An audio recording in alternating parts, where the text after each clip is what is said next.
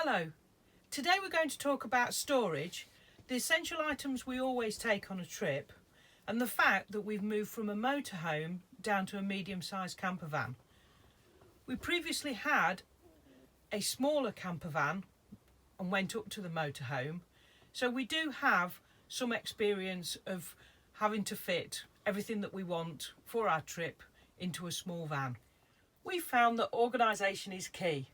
What I mean by that is that we want to get to a campsite, get ourselves set up, get the kettle on and be sat down and relaxed as quickly as we possibly can and watch everybody else struggle to get that awning up. So one of the issues that we've found moving from a motorhome to a camper van is that we've lost the outdoor storage lockers. So the only space that we have now is under the underbed storage and the storage between the beds. So we're looking to organise the underbed lockers such that one side is for equipment that we won't necessarily use on a trip, and the other side is going to be for the equipment that we know that we're always going to have to get out. You might be wondering if we're now short of space, why we are taking things that we may not use. Well, as an example, the levelling ramps. We don't know until we get to the site whether we're going to need them or not. So they have to go with us. So we're quite lucky in the fact that we've been able to put a set of racking up in the garage to enable us to store the camping stuff that we don't take on every trip. On the top shelf there is just stuff that we're never really going to use again, or stuff that we've taken out of the van, such as the wardrobe rails and stuff like that. So really the top you can forget about, it's just for long-term storage. There's a bit of chemical on the top for the toilet and the AdBlue for the van. Again, rarely going to use these items. Second shelf down is the big awning, which we're only going to use very rarely. If we go to a campsite for 3 or 4 days and we're not intending to move, we will put the big awning up. So that's not going to live in the van. So we haven't got to worry about that. We would literally just take that with us if we knew we were going on a longer trip. And then the bottom 2 shelves there, that's where I'm going to rotate the stuff that we don't necessarily take on every trip, but it's got to be easily accessible. So on the floor in the garage are all the items that we've now got to find a home for in the van, based on the fact that we haven't got a massive amount of space. If you look at the top there, we've got the outside thermal screen cover. You could argue, why do we want to take that all the time when we've got Remis blinds fitted? And I do find with the Remis blinds, they're okay for a cheeky night if you're going to wild camp somewhere, but on the whole they don't darken the van enough for me to sleep in the summer, and also you do get condensation later on in the year, so I do like to keep the thermal cover in at all times. The 2 big bags are our chairs. We will not compromise by having little tiny chairs just so we can fit them in the van. I'm afraid we're going to have to make room for the big chairs whether we like it or not. So they'll probably have to live on the floor in between the 2 seats, and then as soon as we get to site they'll either have to go in the driver footwell, or in the green bag there you'll see what is basically an outside shed, if you like. It's called a bike cave tidy tent. And you can see on the picture there it's also used for motorhomes. Used to have this when we had the little camper van. Basically takes a few minutes to put up, and then as soon as you're on site it's great as a pitch marker, but also you can then throw your chairs and everything inside it and you've already got some outside storage. The bag there is empty at the moment, but that is the wheel chocks. The van's sitting on them at the moment, but they always have to go in the van because we're never sure if the site's level. And then there we've got the ground sheet, obviously to stop us paddling mud and grass in the van. Moving on, we've got the windbreak and the flagpole. Again, not necessary to take all the time, so they're going to be something that maybe goes in, maybe goes on the racking. We've got a couple of steps there. We don't know which one we're going to take yet. The plastic one we've always had, but we got the new one in the box with the new van, so we may use that. Obviously got to take our electrical cables, the toolkit and the high-vis vest, just in case, you never know. Although there's not a great deal you can fix on these modern vans, it's nice to have a toolkit for any on-the-spot repairs, so that's got to go in. We've got the awning tie-down straps in that box there with the red stripe on it, and then the little case behind that has got my tent pegs in, the hammer to bang the pegs in, etc., bits of string, all the usual stuff that you might need for, you know, fastening an awning down or securing something. We've then got the dog's stuff, again, bowls, drinks container, and the thing to stop them running off, you know, the cable and stuff.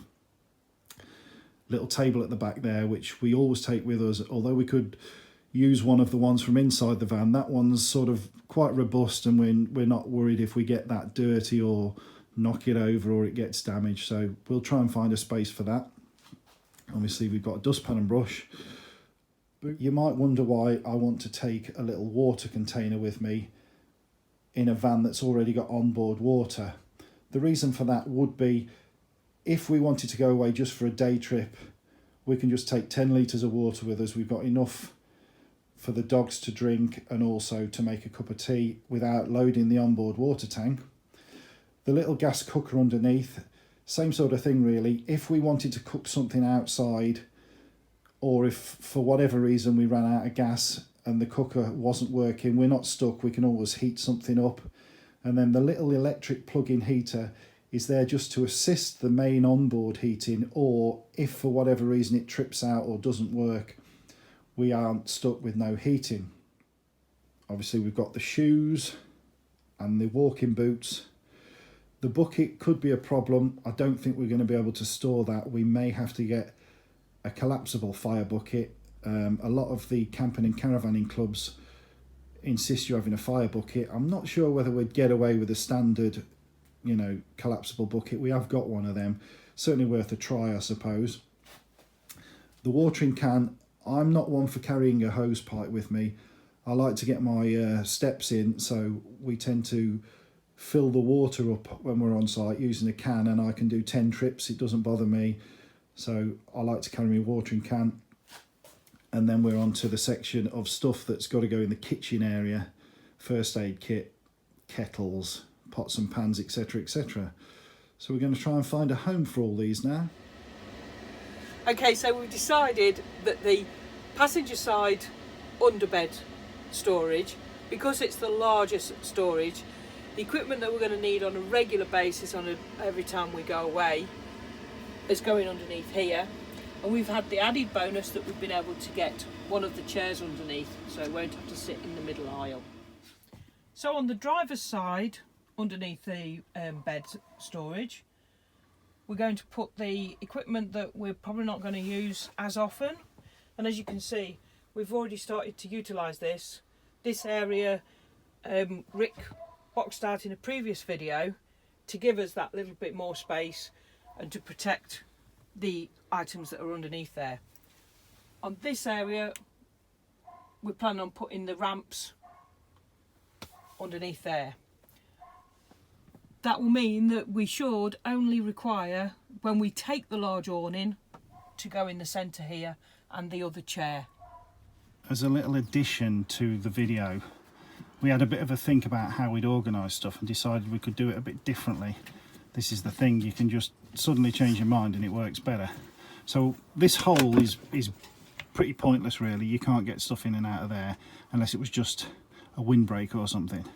But we've had a bit of a brainwave, and what we've decided to do is under the other side that we don't use very often, we've put all the electrical items and stuff like that, because it's very rare we get hookup. So I'll show you that. Right, so under the other side where we did originally think we were going to put the chocks, we've had a change of heart.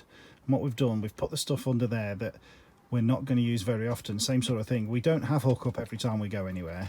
So I've put the toolkit at the bottom, the electrical stuff there, the ground sheet on top, and the little green tent and our shoes under there. Because if we did a one night in a pub car park or something, we wouldn't use any of that, so we don't have to open that side at all. And then what we've done the other side is put the smaller of the chairs now. We decided if we were going to have a chair in the aisle anyway, we might as well have the bigger one and use some more space under the thing, and also the smaller chair actually comes out through this door, so we haven't got to lift the top all the time. So the gap at the front now is free, and the chocks will definitely fit in there. And then all we have to do is just the little table that we've got just goes in at an angle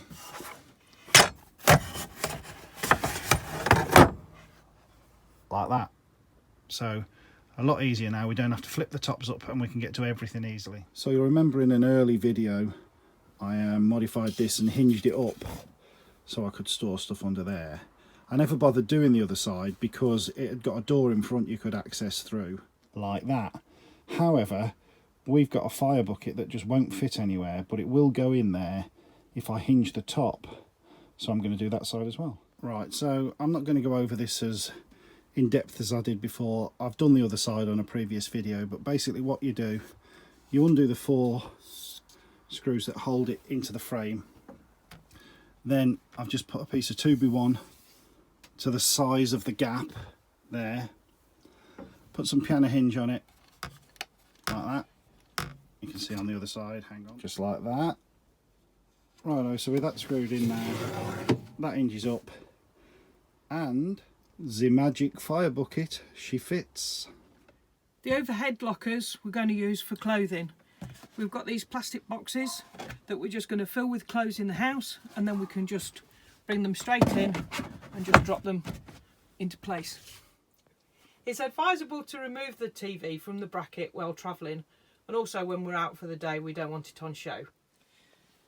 As you can see, the TV fits perfectly in the cupboard, so the plan is on a later video we'll show you Rick making a small shelf there so that we can still put things above it. We're going to store the television in this end cupboard and then make a little shelf above it. To do this I obviously need 4 points to fasten the shelf to, and obviously in the centre here there isn't one because it's cut out, so I'm having to put an infill there just so I can put a bracket on it. Right, that's all secured in now. Time to measure up the shelf. Right, I've spared you the pain of watching me cut a piece of wood, but basically I've got it to the size required, put the brackets on where they're going to meet up, and now we'll mount it. There we go then. Little shelf, protects me telly, and still use the bit above the top. In a previous video we decided to turn the wardrobe into shelving, so we're going to use these boxes for our larder and put all of our foodstuffs in here that doesn't need to go in the fridge. So the kitchen stuff is in the drawers and we'll adapt that as we go along. As the van's new to us, we've looked at the areas and we've tried to utilise the space as best as we can. I'm sure as we move forward and get out there, we'll make a few changes to make it a lot easier for us when we get on site. Thanks for watching the video. If you enjoyed what you saw, please like and subscribe, and we'll see you on a future video. Bye!